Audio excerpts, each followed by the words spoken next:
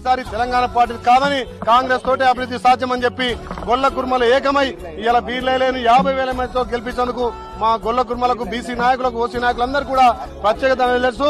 ఇలా అసెంబ్లీలో కూడా ఏకైక వ్యక్తిగా గొల్ల కుర్మల పట్ల ప్రాతినిధ్యం వహిస్తున్న వ్యక్తిగా వాళ్ళందరికీ న్యాయం చేసే వ్యక్తిగా ఇలా కాంగ్రెస్ పార్టీ అధిష్టానం గుర్తించి ఖచ్చితంగా నాకు చోటు కల్పిస్తానని ఆశిస్తున్నా. మా అధిష్టానంగా గుర్తిస్తారు. ఎందుకంటే గొల్ల కుర్మలు ఈ రాష్ట్రంలో ఎక్కువ ఉన్నారు. గొల్ల కుర్మలు మాట అంటే మాటకు నిజమైనటువంటి న్యాయబద్ధంగా ఉన్నటువంటి వాళ్ళు కాబట్టి ఈసారి గొల్ల కుర్మలంతా కూడా తెలంగాణ వ్యాప్తంగా కాంగ్రెస్ పార్టీకి ఓటేసిరు. వాళ్ళ నమ్మకాన్ని నిలబెట్టడం కోసం మా అధిష్టానం కూడా అవకాశం ఇస్తుందని చెప్పి ఆశిస్తున్నా. ఖచ్చితంగా అధిష్టానాన్ని కూడా అడుగుతా. మా గొల్ల కుర్మ పక్షాన కొట్లాడడానికి ఇవాళ రాష్ట్ర ప్రజల పట్ల కొట్లాడడానికి ఏకైక వ్యక్తిగా ఉన్నా కాబట్టి నాకు అధిష్టానం అవకాశం ఇస్తుందని ఆశిస్తున్నా.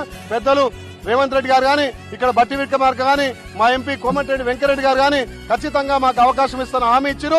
గొల్ల కుర్మలకు రాష్ట్రంలో పెద్దపీట వేస్తారని చెప్పి ఆకాంక్షిస్తున్నా.